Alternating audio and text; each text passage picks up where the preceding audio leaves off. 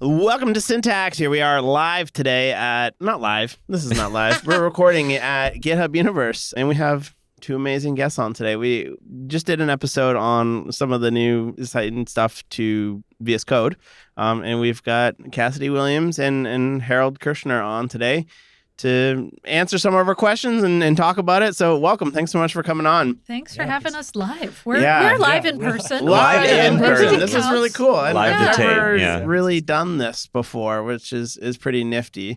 You did the keynote, which was wild. I saw you go up there and I was like, oh man. I know her. Yeah. I know her. And like, were you a bit nervous? Like I was nervous. I was hiding my panic. Oh my. Because I was so worried the demo wouldn't work. Yeah. Just because it was all a real live demo and stuff where like I had a backup video just in case things didn't work, and I was just going to say we're moving to it. And the fact that it all worked, I was so happy. It was because AI is non-deterministic. And as I did so many rehearsals and run-throughs, the results were different every single time. And so I put in as many fail-safes as I could, and the team was like, well, what if you rearrange this, change the prompt this way and stuff? And like it came together at the end, and I'm so happy that it went smoothly. Yeah. And Harald told me that there was somebody backstage doing the same thing in case they needed to cut over to it. Yeah, they were like mimicking me on their laptop. So if we had to switch to a different laptop, they could. Yeah. That's so smart. Like a triple backup system. Yeah, so we had the video, we had the second laptop, we had me, and then high stakes. A hope and a prayer. And it worked out. Was that the most like intensity you felt before going on stage before? Because you've done a lot of stuff. I honestly, there wasn't a lot of intensity before. It was right when I got out and I was like, there are a lot of people watching. I really hope the demo does what I planned for it to do. Because like, it's not like the Copilot chat or anything ever failed. It would just not always return the exact same thing. And when I wanted to explain like really specific concepts, I was like, I really hope it lets me explain these very specific concepts. And it worked out. I was very happy. But you had really good recovery in the rehearsal before, right? Thank you. Okay. Yeah. But if you don't need that, even better. Even better. Yeah. I think that lends a lot to the authenticity of the demo. So if like people don't know like while they're watching if they're pre-canned or whatever. I know because even like Google gets sometimes criticized for that. Cool AI demo. You scripted that, right? You know, but you were actually doing it, right? Yeah. No, the only thing that I had like macros for was just I had a really long prompt at one point, and I used it to type a little faster. I want to type that on stage. It was long, but besides that, it was all real. Yeah, I had people who do AI demos next to me asking like, is that real? Is that recorded? Because like that's a big demo. It's like, I saw it. Yes, in rehearsal. And it's real. But even people like who do AI demos, like that's the next level of like that's that we ship these products in a way that this came together on stage. It wasn't like it just made a graph, right? It just it wrote new code, it created new files, and it all worked. So it was. Yeah, it was a lot of features to compress in one demo for sure. No kidding. So there was like, let's rattle through those features real quickly. Like, what were the ones that we announced today? The one that I think is like the biggest, coolest one is probably multi-file editing. Yeah, and so the fact that it can work through multiple files at once is really awesome. Creating new ones and editing existing ones.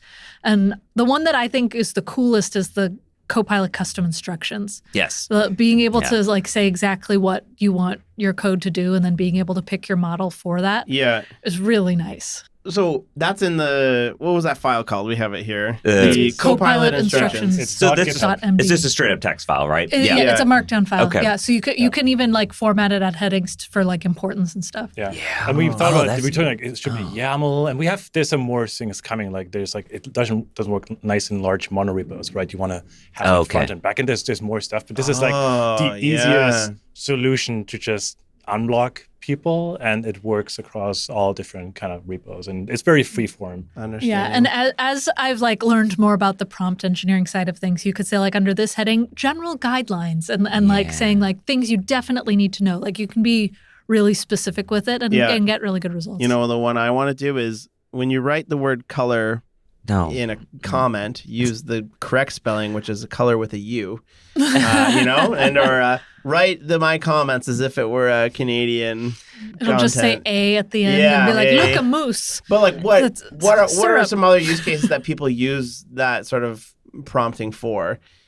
Yeah. So the case that I talked about in the keynote was basically adding a feature flag with launch darkly at the beginning of every component. And that was a way to show like we have the Copilot extensions available, but then it's also a thing that can be added to every component.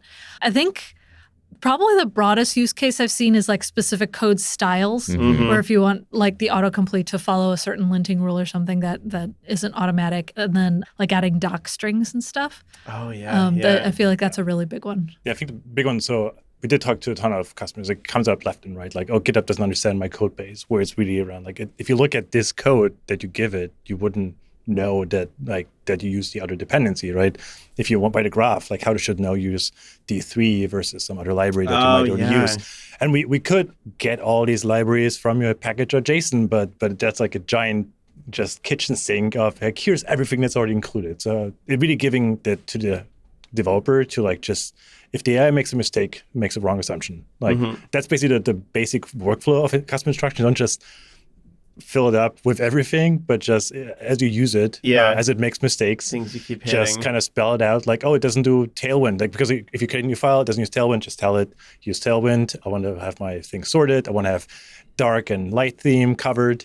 And that's kind of the way. I mean, it's often dependencies that you wanted to use. It's code conventions you wanted to use. It's mistakes it's make. That's kind of where you correct it. What about like, I think a lot about so many libraries move fast, right? Can you reference docs, like specifically use this version's docs, use whatever, Svelte v5 docs, because the model might not have an understanding of that code style, right? There is a code referencing feature that I didn't demo that allows you to do some element of that, but I don't think the custom instructions can like pull from things that the model doesn't know about. Cool. Yeah, that would be a pretty... Here, let's turn this into feature requests, you know? Believe me. No, that's What else you got? I got some, I'm sure you just did you walk around today and people just come up to you and give you tell me more. Random suggestions? Actually, everybody was so happy. Really? I got very few. Everybody asked, like, so what else do you want? Everything shipped. We didn't ship that's it. true. So like there's like a few things here and there, but then it's like, we have that, like that's knowledge bases in GitHub Enterprise. Like what we just mentioned, like a way to reference other documentation that you already have, that's knowledge bases and Enterprise features. So it's just like bringing these, make people aware and making sure they work easily accessible as well.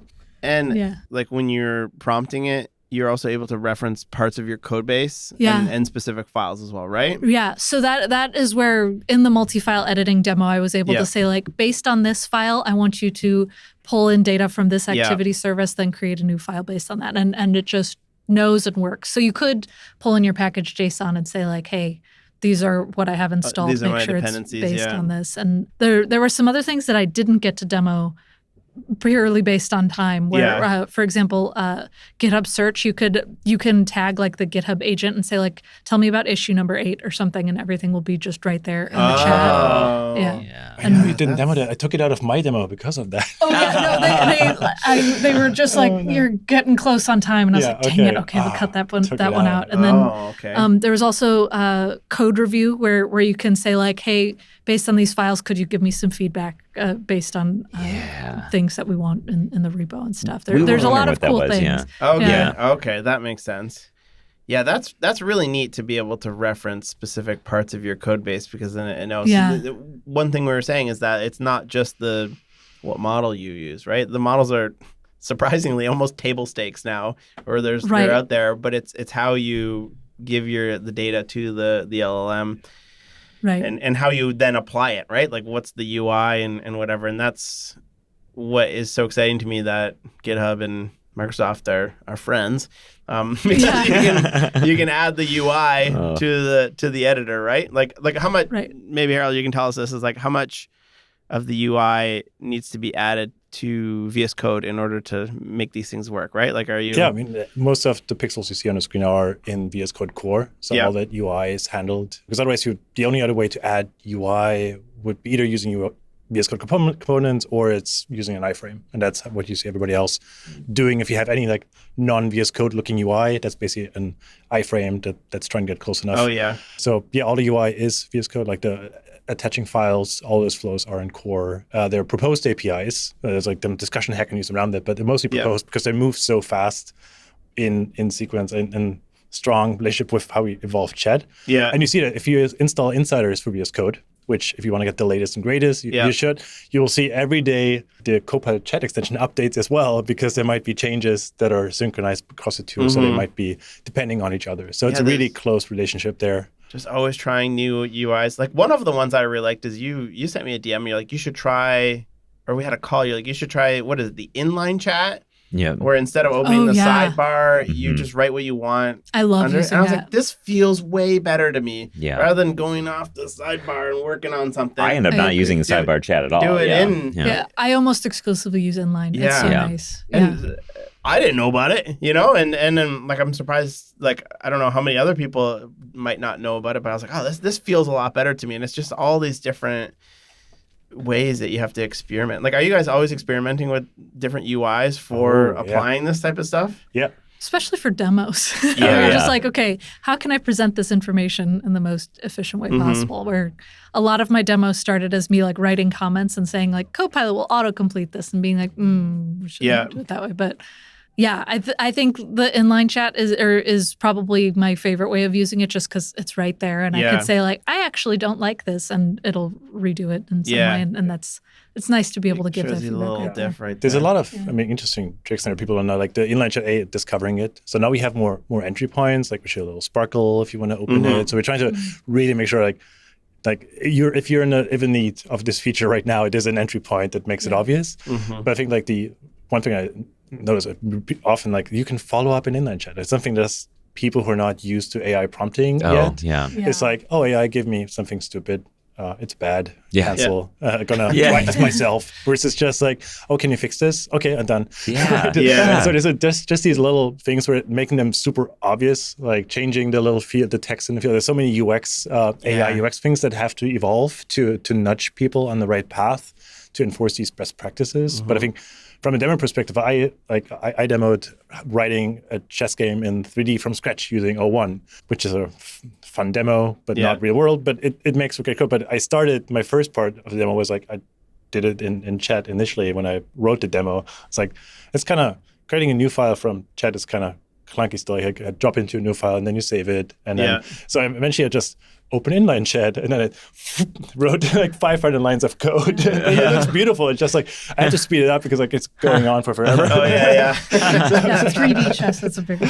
But it looked great because then like, oh, like now I should really enable minimaps so it looks like, so you can actually see the text coming in. So there's some, depending on what you do, there's, I think figuring out which UI to use, I think is one struggle I see. And it's almost which UX to use too. Like, how do you want to use it? Yeah, what's your preferred flow? Right. Like, do you, and also there's confidence. Like, are you in an explorative, like more flow where you want to, like, I have a problem, I don't know the solution, I don't even know my problem yet? Or are you like, I need to edit these files and I know how it looks like. And that's where like multi-file edit really shines. You're very explicit about which files, very explicit about when you look at the code, yes, that's what I wanted, and you hit accept. And that's the sweet spot. Versus in chat, you would ask like, oh, like which library could I use, or what's the best algorithm to sort through that, and then you can figure it out and you slowly get it in. Versus just inline chat, like rewrite this to async, done. I thought that workspace stuff felt like a new UI or UX even direction for working, because we were saying like,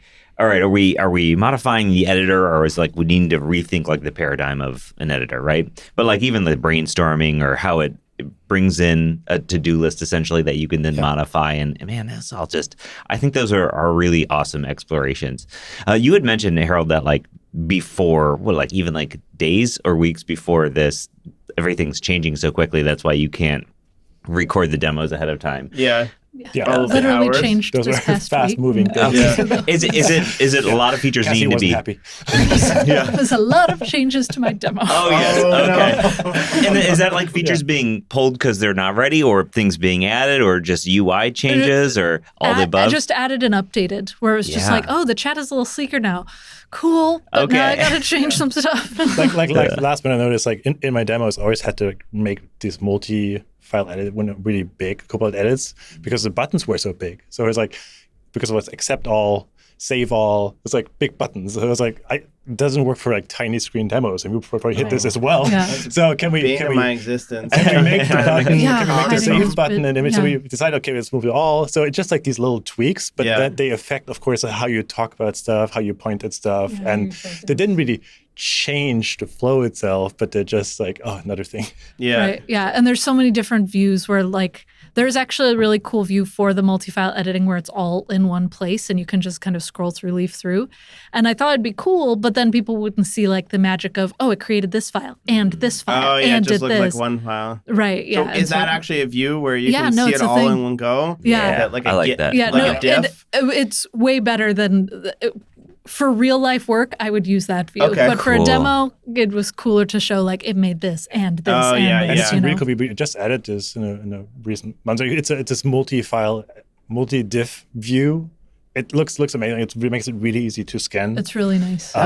That's great that you're spending time on that, because I find one thing when I'm looking at this stuff is if I get overwhelmed or I'm scared that it's doing too much and I can't grok it quickly enough. Like, this is what I want. Where you're like, it's you're getting touching unfamiliar. multiple files. No, too much. It's doing too much. Click X and I'll just do it myself. So being able to make that like comfortable, of where you can quickly grok it and understand what's changing. Yeah, I think we both said we both kind of stay away from multi-file generation just because of that, not being able to, not being able to really understand what it's doing. And it's hard to steer too, because somehow you need to tell it like that edit in that file wasn't right, but don't touch rest. So it gets harder to prompt to fix it. Yeah. And that's why we like in multi-file, you can like revert single changes. You can say this one is good, this one's bad. So you stay in control around that, where it gives you like, this wasn't right. You don't need to go in and prompt it, because that's like mental effort as well. Yeah. How do you describe like that change?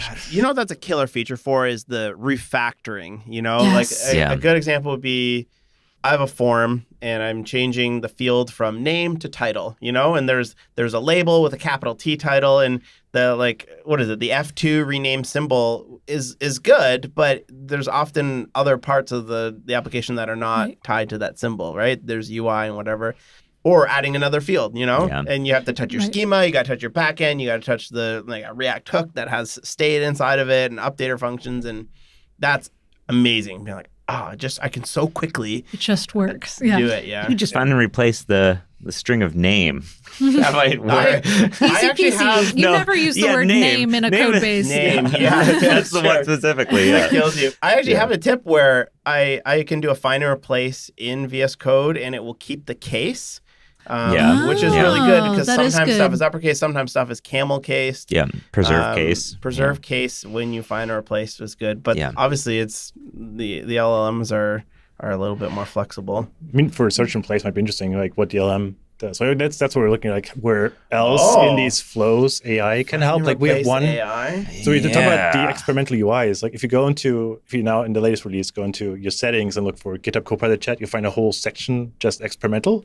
Okay. And one of those is like what we call AI search. So in the search panel, we actually use the semantic search it has to add additional results below. So it's not like the exact search term user, but you can do like form submissions or something, and then it will go in. Search based on vibe. Search. So it gives you like, you don't have to think about like, what's the exact wording? Is it like the right case? Is it? So you can be more open. Just it's like a fuzzy search. The other day I have like hundreds of demos on my computer, and I can never find the demo. I was like, I built something, but I don't know where it is. It's somewhere on my computer, and I usually just drag my entire code folder into VS Code and start doing like a fuzzy search, because that's better than Mac OS's search, right? But take it one step further. I built something with a webcam that does X, Y, and Z. Wes, come on, for sure. Yeah, that's pretty good. Use the add workbase. I was going to say that you could make a Copilot extension for that. That would be pretty good.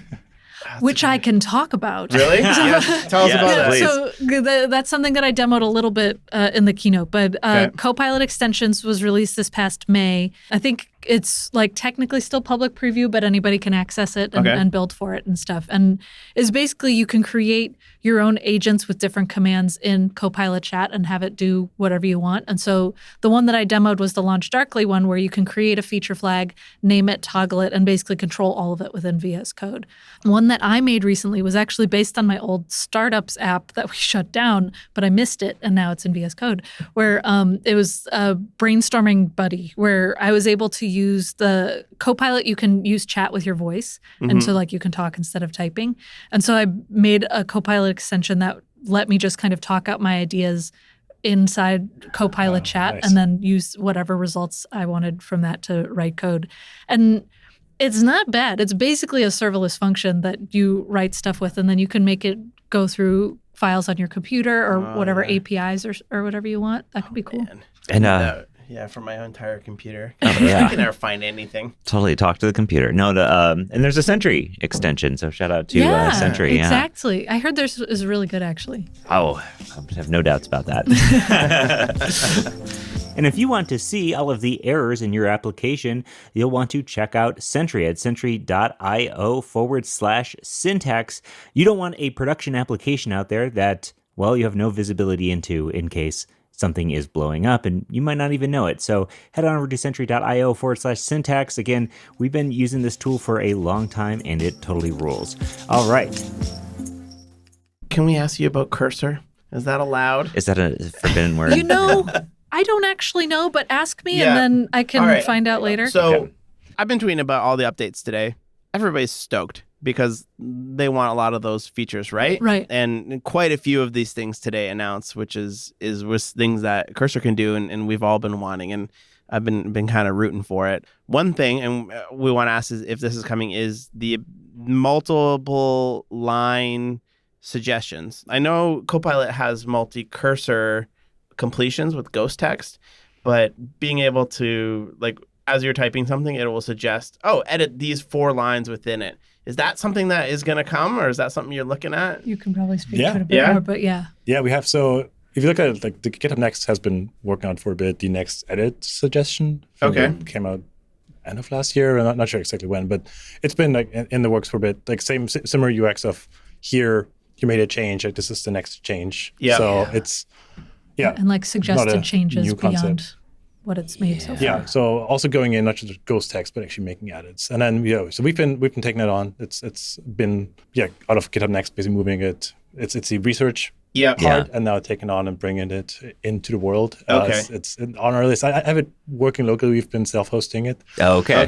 But it wasn't just ready yet for the grand announcement. We would like to announce stuff that people can use right now.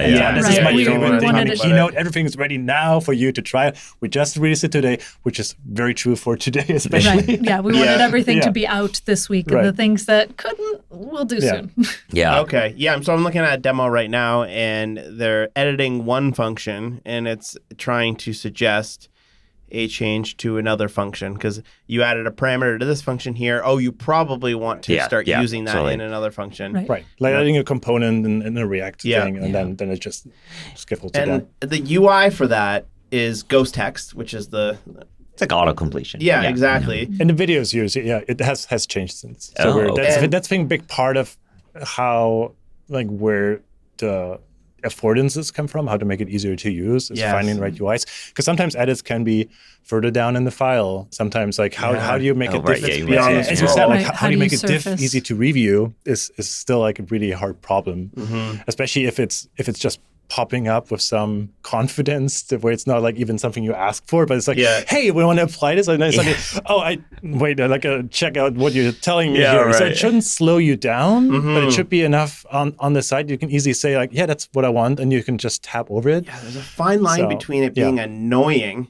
and super helpful. And I don't know where that line is, because sometimes I have to, like, especially when I get into complicated reduces, or I'm don't get me started. I'm just like, no, stop. Let me think about this for a second. That's not what I want, you know? Right. Sometimes it gets too magical with certain things. Yeah, and you want to be able to still understand your own code. There's a fine line. Yeah. So this will be able to both suggest additions as well as suggest, like, things that can take away from the code as well. Is that the plan? And will it will it just be ghost text, or will it because Cursor shows like diffs. It will show like plus in green and minus in red. Is that something that's maybe added to VS Code? Well, we have that. You showed that in your. I was going to say that it's a lot of like what you saw in the multi-file edits, and I think everybody's trying to just make sure that the research shows that this is the right way to do it, and users actually want it this way, not just thrusting our opinions on them. I think also the connecting the bits, like you have next edit suggestion, but how do you get from like, okay, this is, you're doing it on the right track, do I want to keep tap, tap, tap, or do you just want to say like, do you want to actually pull this over into a multi-file edit? Because I think I know now what you want, and there's some more changes you can just do in one bit versus tapping through. Yeah, because I find that in Cursor sometimes, I'm like, it does about 4 lines at a time. And I was converting an array of strings over to some other data type. And it was just, I had to hit tab. You wish it was doing a little bit more. And I was like, no, I want, you obviously know what I'm doing here. Yeah, totally. I have 40 items in this array. You're doing it for every line. That would be cool if it then suggested, hey. Yeah, so these features don't live in isolation, but they kind of know about each other. Like, or maybe if you open chat and just finish what I started, and it just picks up, like, because this NES already builds up this context of what you're working on. It knows your past edits. So what if you can give that to chat and just say, this is the multi-file edit I started, and these are the files you should apply it to, or I just did this edit, please apply it to these 5 other files, and could run that. I think that's the magic we want to unlock eventually, where it's not just like different feature teams work on stuff, but it feels like one cohesive. Yeah, and that's also where the repo indexing is really nice too, because it really uses your repo as a source of truth instead of just ideas that it has about code from the model. Oh yeah, so repo indexing will obviously just like go through your entire code base, and what does it do? Get ideas as to the style, code format, like format, what functions exist and stuff. And so like, keep referring to my demo, but that's what I've been doing for a while. But like the first thing that I asked was, are we using a line graph anywhere in the code base? And it did like intent detection, saying, okay, based on what she's asking, I know to ask the workspace agent to go through the repo based on what I've indexed. And it just did all of that in the chat right there. Amazing. So, okay, so you guys, I mean, it feels like we're in a new world of interfaces and UX for these things. I mean, even anytime something new comes out, it's a slightly different. We all go, oh man, this is a little bit different, a little bit better. How do you develop new ideas here? Is it just doing a lot of coding and just what feels nice for me? What would feel nicer? Is it research? Like what is our research teams do a whole lot of research and user testing and iterations and stuff like that. For like my own personal stuff, I'm more just like, if I keep trying this, what am I comfortable with? And like there's sometimes where I'm just like, I'm just going to turn it off. I just want to like quietly code some nice little HTML, not even think about anything, and then use turn Emmet it on. or right, exactly. Be like just simple stuff, and then I'll turn it on when I want to do some more magical things. And so like I think every individual developer kind of has their own iterations that they do, but at GitHub itself and Microsoft too on the VS Code team, there's a lot of research being done, tons of user testing and talking to customers and open source projects and stuff. That's something that is really, there's so many channels. Like, so for VS Code's Copilot, we have a public repo where people can file issues. And you find me responding to issues in there as well. It's just triaged by the team. That's one source. We run surveys in the tool, like most products, but we also have this huge field team that is sales and customer success and everybody out there talking to customers, talking to clients, talking to developers, and bringing back feedback. So there's and it's interesting feedback because you get different kind of personas in there, from like the enterprise decision maker who wants like, oh, we needed to buy 2 software licenses and we need to customize it to our giant enormous monorepo and it needs to work fast, or all these other little details that you don't see in your own usage. I think that's interesting. But like the VS Code team also does a lot of if it features self-hosted, if you use it heavily, it becomes great. So we're also trying to like a lot of this just vibe checking the AI tools, basically like, does this make us productive? But I also bring it out to customer development. So when we actually bring it out, it's like let somebody try it out, talk to customers around like their experience with AI in general, but also have them try out a tool, try out different tools, try out different AI flows, and try it out on a code base they know, try it out on a code base they don't know. It's vastly different. Oh, yeah. So we see people really struggle with something that in a language they're comfortable with. And that's still a thing of AI. Like some features work really well when you know what you're doing, and some features really fall apart when you're like in a completely new code base and AI just leads you astray and you follow red herring and you just lose time. Yeah. And I know that the GitHub Next team too spends so much time figuring out like, okay, if we made this experiment, what would people think of it? What changes should we make? Yeah. Is it something worth pursuing, or is it something that we should just say that was a fun experiment? Yeah. Oh, that's so cool. There's a lot of research teams. I think about that a lot. Is just like, do I not like the way that this works because I just need to learn how it works? Or because I often look at features like that, I'm like, it might just be me. Maybe I don't like this, but it's maybe I just need to learn a better approach to it. It's really easy with AI to show that it's bad, right? You just do bad prompting, you give it a task it's not good at. And that's why I think why more experienced developers have an easier time figuring out how to use AI, because they quickly learn from like their own sense of skill. Like, oh, this is where it's good at and this is where it's not good at, which can limit you as well. As it evolves, you're like, oh, okay, I only use it for basic tasks, even though it has grown its skill over time, like with more context window, with different models, with different context, it gets better. But one source of innovation is really interesting. I touched on it in my talk later, is we've been hacking the past weeks on our new extension APIs in VS Code. So you can actually access a lot of Copilot capabilities from the VS Code extension API. And you've been dabbling in that space. So you have access to the language models. You can actually run LLM calls in VS Code. So you can write your own little kind of brainstorming guide just for VS Code.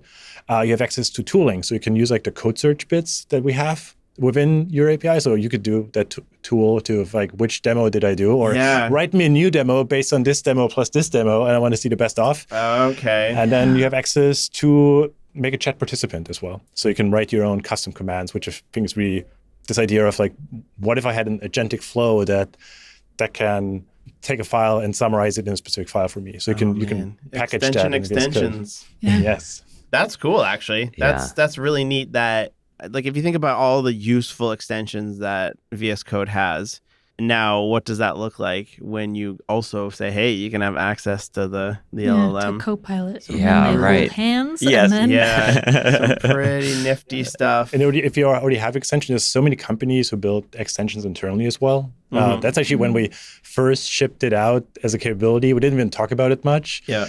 And then we broke it one day, and there were like 5 enterprises we never heard about. Hey, can you fix it again? So people were already like, oh yeah, we of course we use this. Oh, really? Yeah. Are you able to tell us what kinds of stuff they were doing internally?